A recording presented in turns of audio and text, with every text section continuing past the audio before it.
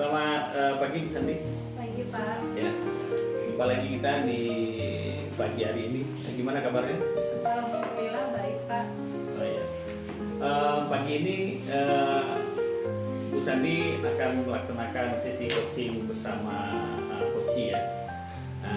Namun sebelum itu saya sebagai observer ingin menyampaikan beberapa hal terkait kegiatan coaching nantinya. Karena ini sifatnya ada penilaian, saya ingin menyampaikan rubrik penilaian yang akan saya lakukan pada saat Bu Santi melakukan praktik coaching. Ada yang mau saya sampaikan tentang rubrik ini adalah saya berharap nanti Bu Santi mampu menerapkan prinsip-prinsip seorang coach, yaitu kemitraan, proses kreatif, dan memaksimalkan potensi. Nah, tentunya Bu Santi, saya yakin sudah memiliki kompetensi-kompetensi inti dari coaching itu sendiri. Ya, dimana ada kehadiran penuh, mendengarkan aktif, mengajukan pertanyaan berbobot, dan tentunya tentu menggunakan teknik rasa ya. Nah, saya berharap nanti pada pelaksanaan coaching nanti itu semua prinsip-prinsip dan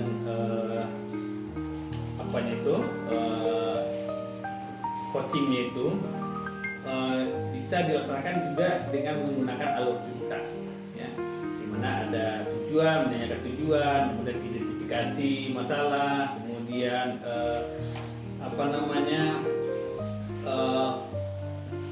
rencana aksi, kemudian tanggung jawab. Ya, di sana ada pertanyaan-pertanyaan mengenai apa yang disampaikan nanti oleh coach ya. Nah, mungkin itu rubrik penilaian yang akan menjadi acuan dalam mengamati Bu Santi dalam kegiatan coaching nanti. Kira-kira Bu Santi sudah memahaminya? Sudah Pak. Oke. Nah, sebelum itu mungkin ada beberapa pertanyaan yang akan saya sampaikan ke Bu Santi. Mungkin saya harap Bu Santi berkenan untuk menjawabnya ya. Nah, kira-kira kompetensi coaching apa yang ingin Bu Santi kembangkan nantinya dalam proses percakapan coaching? Kompetensinya tentu saya akan menggunakan 3 kompetensi tersebut ya Pak, itu kehadiran penuh, mendengarkan dengan aktif, dan memberikan pertanyaan yang berbobot. Ada itu ya, 3 tadi. Nah, dari kompetensi tersebut kira-kira yang ingin Bu Santi kembangkan secara khusus apa tuh? Secara khusus saya ingin mengembangkan kompetensi kehadiran penuh, karena menurut saya dengan kehadiran penuh nantinya saya dapat memberikan pertanyaan berbobot. Jadi dengan 1 kompetensi saya dapat mencapai 2 kompetensi. Oh iya, berarti memang dalam sesi coaching itu mendengarkan itu penting ya, karena kalau kita tidak mendengarkan secara penuh mungkin kemungkinan kita tidak bisa memberikan pertanyaan-pertanyaan yang berbobot. Oke. Kemudian indikator ketercapaian yang ingin dituju dalam proses coaching nanti gimana? Mungkin indikator ketercapaiannya nanti akan terlihat saat saya melakukan coaching, di mana coaching tersebut alurnya itu sesuai dengan alur kita Pak. Itu kan tujuan, ada yang nanti saya akan memperlihatkan identifikasinya, saya akan memperlihatkan rencana aksi, dan nanti terakhir saya akan melihat proses tanggung jawab. Oke, baik. Ya, saya harap nanti apa yang Bu Santi pahami itu bisa diimplementasikan dalam kegiatan coaching nanti. Mungkin itu saja pertanyaan yang saya berikan dan cekapan kita hari ini. Mudah-mudahan nanti kegiatan coachingnya berjalan dengan lancar. Oke, terima kasih.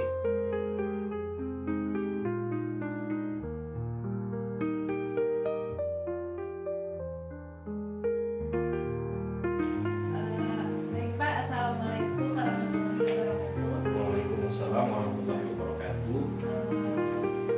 Sebelum kita mulai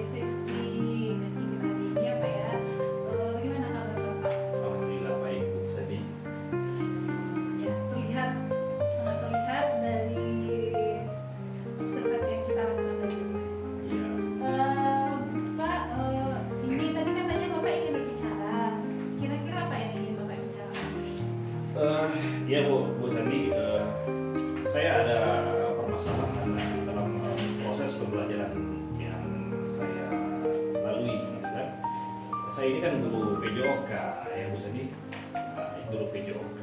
Nah, permasalahannya di sini di kelas rendah. Di kelas rendah ini di SD termasuk kelas tinggi ke kelas rendah juga itu kan ada 3 jam gitu kan, 3 JP setiap pertemuannya. Di kelas rendah ini saya kewalahan mengatasi pembelajaran karena anak merasa capek duluan gitu, belum lagi 1 jam pelajaran berlalu dia sudah kelelahan seperti itu Bu Sandy. Ya. Baik Pak, setelah Bapak maaf ya Pak sebenarnya setelah kita melakukan pembicaraan kira-kira apa yang Bapak harapkan dari pembicaraan? Ya, yang saya harapkan tentunya apa yang permasalahan saya itu bisa ada jalan keluarnya, ada solusinya, dan pada akhirnya dalam proses pembelajaran yang saya lakukan nanti berjalan dengan semestinya gitu kan, tidak merugikan anak, artinya waktu yang 3 jam itu efektif dalam proses pembelajaran itu saja. Tadi kan permasalahan Bapak ini anak yang gampang kewalahan pada apa karena Bapak kewalahan karena anak mudah lelah dalam pembelajaran. Iya. Karena olahraga itu memang membutuhkan tenaga yang lebih. Padahal ini kan belum habis, dia sudah lelah gitu kan. Berdasarkan keluhan Bapak nih Pak, jika direntang dari 1 sampai 100 kira-kira berapa anak yang mengalami hal tersebut? Separuh ada Bu Sandy, separuh anak ada. Kebetulan permasalahan ini di kelas 2 gitu kan, kelas 2 itu jumlahnya 20 anak, kelas 3 artinya 10 orang gitu kan, seperti itu gitu kan. Itu Bu Sandy. Kalau separuh berarti 50% Iya. itu sudah dalam kategori gawat gitu ya Pak Iya, ya? sudah Karena mengkhawatirkan, iya. sudah mengkhawatirkan. Nah, kalau 50% Bapak pengennya berapa persen nih? Kalau keinginan 100%, tapi tentunya tidak yang sempurna itu kan. Saya tidak muluk-muluk, minimal 80% lah Bu Sandy. 80% anak-anak itu tidak merasa kelelahan seperti itu Bu Sandy. Karena kita juga tidak bisa memaksakan menyamaratakan kemampuan anak ini ya Pak ya. Iya Bu Sandy. Fisik anak ini berbeda-beda. Iya. Untuk mencapai rentang 8 ini, apa yang kira-kira Bapak bisa? Yang saya lakukan, yang terpikir oleh saya, yang pertama tentunya saya berkoordinasi sama wali kelasnya gitu. Barangkali saya juga menanyakan ke wali kelasnya apakah ada sarapan atau tidak, atau menyuruh berkoordinasi dengan orang tuanya, menyuruh dia sarapan pagi dulu gitu kan. Kemudian barangkali yang terpikir oleh saya itu membagi jam pelajaran tersebut seperti ini Bu Sandy. 1 jam pertama anak itu di dalam ruangan dulu kan, belajar tentang materi yang akan didapat, yang akan dilakukannya di lapangan nanti gitu kan. Kemudian 2 jam kedua kita beraktivitas di lapangan tentang teori-teori yang sudah dipelajari di kelas tadi. Seperti itu mungkin langkah-langkah yang terpikir oleh saya Bu Sandy.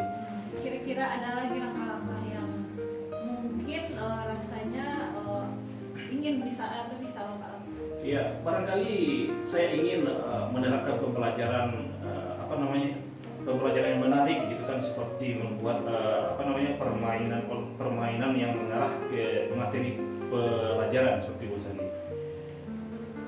Sebenarnya ya Pak yang dengan anak ini di materi pelajaran digunakan dengan bermain, mungkin anak akan lebih bersemangat belajar ya Pak ya. Iya. Gini Pak, dari rencana nih yang akan Bapak lakukan tadi, kapan kira-kira bisa Bapak lakukan? Mungkin pertemuan selanjutnya, artinya seminggu lagi, minggu depan mungkin Bu Sandy, saya akan melakukan hal tersebut. Saya akan menanyakan kepada wali kelasnya, kepada orang tuanya untuk menyuruh sarapan nantinya. Kemudian saya akan melakukan 1 jam pertama di kelas, kemudian 2 jam sesudahnya di lapangan untuk lebih mengefektifkan pembelajaran yang ada pada kelas saya. Ya, baik Pak. Berarti Bapak akan melaksanakannya minggu depan dengan bantuan orang tua ya Pak? Karena Iya, Bapak bantuan orang tua, bantuan wali kelasnya gitu kan. Kemudian membagi tadi. Berarti Bapak berkoordinasi dengan banyak pihak. Iya. Bapak baik, kalau menurut saya apa yang Bapak sudah solusi yang Bapak inginkan Bapak lakukan, kira-kira mudah-mudahan gitu Pak, mudah-mudahan apa yang Bapak rancang ini bisa terrealisasi dengan baik. Seterusnya saya apa yang Bapak dapatkan dalam pembicaraan kita hari ini? Ya, terima kasih Bu Sandi atas telah mendengar keluh kesah saya dalam pembelajaran. Tentunya banyak hal yang saya dapatkan gitu kan. Saya lebih termotivasi untuk melakukan pembelajaran yang yang berpihak kepada anak tadi. Artinya 3 jam tersebut memang waktu khusus untuk anak tersebut ya, tidak terbuang sia-sia. Dan saya lebih bersemangat lagi rasanya gitu kan setelah bercerita-cerita seperti tadi Bu Sandi. Mungkin itu Bu Sandi, terima kasih atas masukannya gitu kan, telah sharing, telah berpikiran gitu, telah bisa menerima murid-murid saya gitu kan. Terima kasih Bu Sandi. Iya Pak, saya pun begitu Pak. Setelah mendengarkan keluhan Bapak bisa jadi juga pembelajaran buat saya, karena setelah langkah yang sudah Bapak pilih menurut saya sangat baik. Mudah-mudahan ini bisa terlaksana dan hasilnya akan seperti yang Bapak harapkan. Amin. Terima kasih. Baik Pak, mungkin ini tadi sesi terakhir kita. Saya ucapkan terima kasih untuk sharingnya. Terima kasih juga Bu Sandi.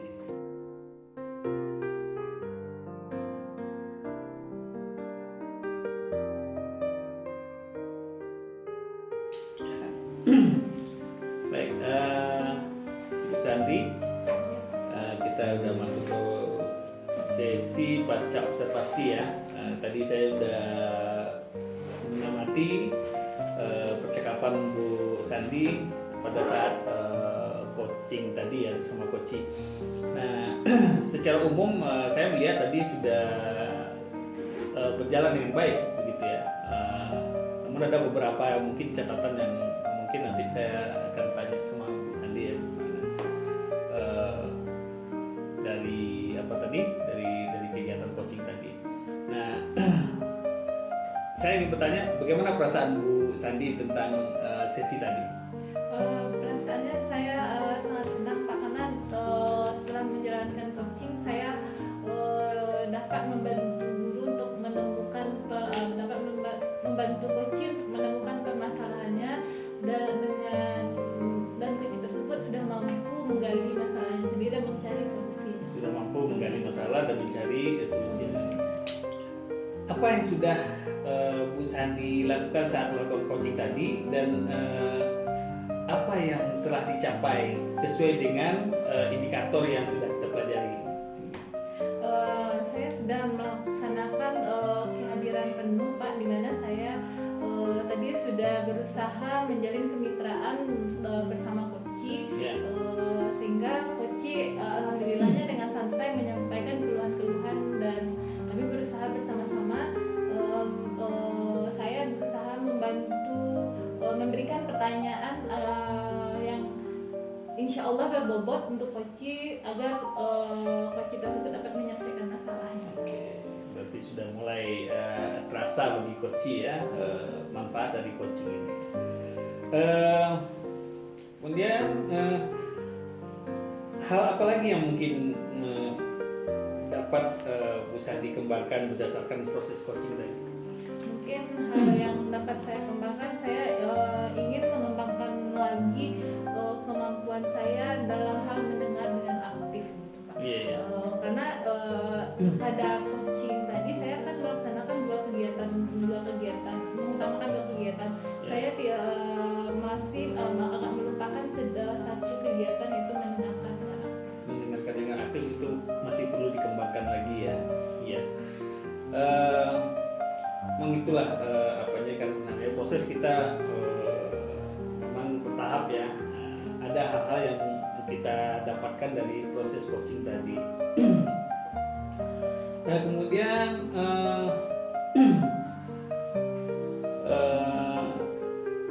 saya melihat tadi ya, Bu Santi itu telah sebenarnya sudah mulai menerapkan alur coaching itu berdasarkan alur tirta ya. Nah, di sana ada menanyakan tujuan tadi, kemudian mengidentifikasi, kemudian apa yang ketiga rencana aksi ya, rencana aksi kita, kemudian bertanggung jawab. Yang terpenting dalam tahapan coaching kita sudah memiliki metode sehingga dengan metode ini tirta kita termasuk metode ya, metode kita dalam dalam sesi coaching ini dapat membantu guru atau rekan-rekan kita dalam mengembangkan atau mencari potensi-potensi pada dirinya. Saya rasa cukup bagus tadi sesi coachingnya Bu Sandi.